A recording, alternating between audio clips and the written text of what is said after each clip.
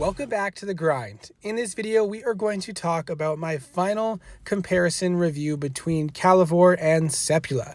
Sepulla did receive a buff, and if you want the details of that and several videos showing the new Sepulla gameplay versus undefended, defended, and some extra fun flights using some various spells, I will put the links to those in the description, as well as my video on Calavore. I did try to grab a couple flights with Calavore and Sepulla to show their strengths and weaknesses. If you want to see all of them, you can look back at the videos. Unfortunately, I do not have a base with both of them flying against the same base defended, and unfortunately Calavore is lower tier because at the time I got him I was lower tier. The base I fly with Calavore has mostly level 79 to 81 towers, almost 9 billion defense, and it is appropriate for the tier. I think he's at Vanguard, and it is defended by the owner, and you can see how easily he gets around the super shots and takes out towers quite quickly, and you can just blink the super shots, avoiding the disable from the ice flak as well as the mage shots. You can freeze the towers and destroy towers at a long range and pace yourself to some degree. Now, Calavore does require a lot of quick reflexes with precise timing, and it can be challenging to fly him well. Even I struggled to really get the potential out of him. I don't believe I got his full potential for the short 2 weeks that I had him, but I did have a lot of fun and did destroy some pretty strong bases. Now, this base is defended with level 87 to 89 towers, almost 10 billion defense, with a almost max Empyrean Sepulla, and Sepulla actually does fairly well, but does struggle against this base, which is also appropriate for this tier, but is defended by someone other than the owner, so limited super shots available. And you can see Sepulla does manage to get through okay with about half health on the summon, but did struggle and was not able to completely destroy that long kill island. I did leave the dark flak there, but Sepulla doesn't really struggle with farms and mills, which is a nice benefit that some sorcerers do struggle with. So you can see I did only get about 88% left that one tower there. This clip is double defended, and surprisingly Sepulla did okay with this one and only left 2 towers alive. You can see that the one shot here on the dark flak to the left there, when right here, didn't quite kill it. Unfortunately, if it did one-shot it, then I would have left only 1 tower yet again.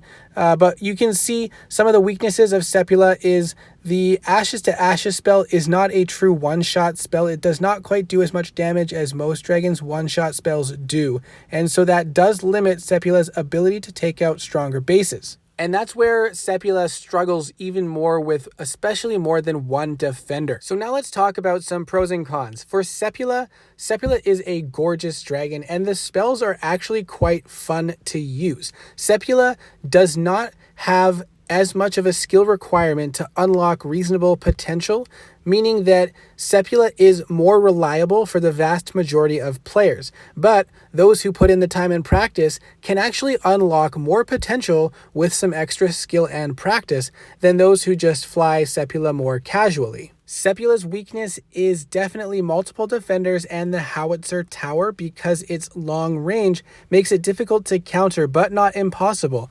You can freeze it at long range or simply bring in a reverse projectile spell and completely remove it from the picture. Sepulla's summon deals a lot of damage and also takes a lot of the health that Sepulla would have lost, making it a little bit more forgiving. And with the auto battle feature, you can put it on and just let the auto attacks fly on their own while you focus on using the spells, which is actually very helpful for Sepulla, because after using Death Streak, the auto attack spells do deal a lot of damage to the towers and might mean the difference for destroying some buildings. Now for Calavore. The pros of Calavore is that he is a very strong hunter that has the ability to avoid interaction with defenders and super shots and deal a ton of damage to towers, especially within his tier or one tier above. The downsides are, one, that he relies primarily on his ammo to deal damage,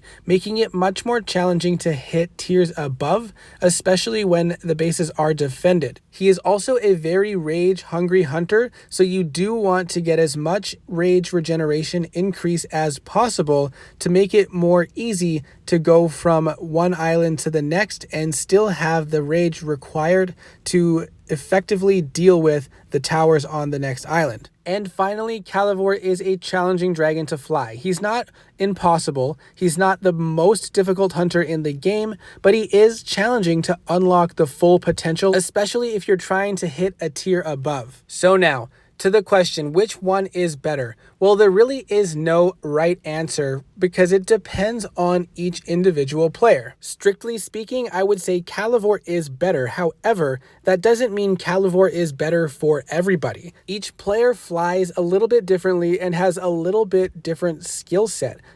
And that is not just based on skill alone, but also just based on preferences, what you enjoy, and just how you typically like to fly. Even the most skilled flyers might just not like hunters as much, so they might not fly hunters as often, and therefore they might not unlock the full potential of a hunter, even if they are an expert flyer of other dragons. And something that is not on this chart is consistency and reliability, which I will make a comment on after describing this chart. So when you look at this chart, on the left side has dragon potential, the meh region, the average region, and the awesome region. So that's how awesome the dragon is, how much potential you can unlock. Can you hit equal bases defended? Can you hit higher tier bases defended? And this is just to give a rough comparative idea, and it is not exactly to scale. I just drew these in.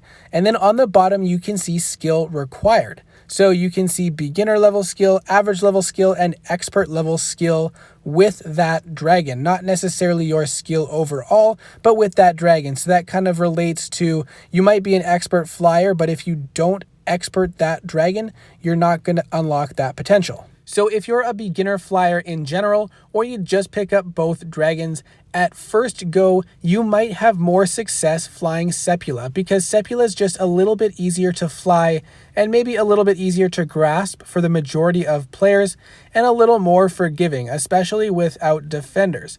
Once you start to increase your skill level flying that dragon, or your skill level in general, both dragons begin to have increased potential and you'll start succeeding more. However, you'll start to earn more benefit from Sepulla earlier on, and it does take a little bit more time and practice before you start to see the benefits of Calavore increase a little bit more. Once you get a little bit better and start to increase your skills with Calavore, you will start to have more potential than Sepulla does. And this shows you don't need to be an expert flyer to make Calavore better than Sepulla, but it does happen at the upper end of average. And that's not strict fact, that's just me saying, even if you're just an average flyer, if you put in the time and effort to learn Calavore and you enjoy flying him, then overall you will probably unlock most of his potential, and he might be a better dragon than Sepulla. But Sepulla is still a very solid dragon. And once you get into expert category with Sepulla, I do believe you still continue to unlock more potential. I wish I could have made that line increase a little bit higher after reaching the expert tier area and get a little bit closer to Calavore, but not quite as high as Calavore, because with more practice, you can get better with Sepulla and unlock more potential. However, if you did put all the time and effort into both dragons to expert them, you would eventually find that Calavore is better, and you would rely on Calavore more if you had equal skill in each, because Calavore has more potential, in my opinion, and many opinions that I've seen from reliable, knowledgeable, and skilled players. Now, the thing to consider is which one is going to be more consistent for you, because Calavore is very challenging and not very forgiving. If you mess up and you get hit by a tower, you'll lose a lot of health and you don't have great access to healing. If you get hit by a mage drain, you might not stand a chance. If an ice flak hits you or a howitzer hits you, you're probably going to die. So for most players, Calavore might not be the most consistent. But for me personally, I enjoy knowing that I am under a lot of pressure, and if I make a mistake, I might die. I don't enjoy going into a fight and knowing with absolute certainty, no matter what happens, I will definitely beat the base, because that's just a little less fun for me. But once you reach or get close to the max potential for you or that dragon, you will start to increase your consistency with that dragon because you know what you can do and what the limits are for you with that dragon. Now with Sepulla is much more easy to become consistent with, but that's because Sepulla does not have quite as much wiggle room as far as hitting up higher or with more defenders. So you will be sticking with a pretty consistent range of bases that you know you have the chance to defeat. Now, of course, you can push yourself with Sepulla, push the boundaries and take that risk, but overall, you'll find that the bases that you can defeat will most likely stay within a certain limit with Sepulla, and you'll be able to predict more easily if you can defeat the base. Whereas with Calavore, you will probably be able to defeat a larger range of bases, but just because you beat it one time does not mean you'll beat it the next 5 times or the next 10 times. So in my opinion, it will keep you on your toes a little bit more and have a little bit less consistency until you really nail down your capabilities with Calavore. And the same can be said with Sepulla to some degree. I just feel personally that it's a little bit more obvious and drastic with a dragon like Calavore. So ultimately it comes down to your decision, where you think you fall, where you think you would prefer to be with which dragon.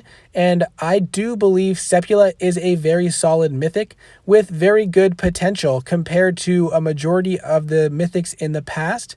I would love to have both, but I have decided to stick with Calavore myself. But I really did enjoy flying Sepulla quite a lot. To me, Sepulla was a very fun dragon to use, and I think most players who get Sepulla will be satisfied. And if you've watched any of Taco's videos, she very much misses Sepulla and really wishes she could trade Calavore in for Sepulla. And that's because specific needs of her roster, she has Howazine, which for her is much more reliable than Calavore and less challenging. So it's a very understandable choice to make. So you need to decide for yourself where you fall and what you prefer. Most players probably won't unlock the absolute max potential of Calavore, and therefore Sepulla might be even closer as a second compared to those who are the absolute best in the game who can perfectly fly dragons. Then Calavore might be more useful than Sepulla in comparison to other players. Now, I'm sorry this video did end up being a little bit longer than I had hoped, but there was a lot of information to share, a lot of situations and aspects to point out, because this really is not a right answer, but both are very good choices. So let me know what your thoughts are in the comments below. If you have any questions, I'd be happy to answer them. Let me know what your choice is or will be if you are getting a mythic this season, or what you might choose if you were able to get one this season. I do wish you all the best of luck in the remainder of the season, and I hope to see you in the next video.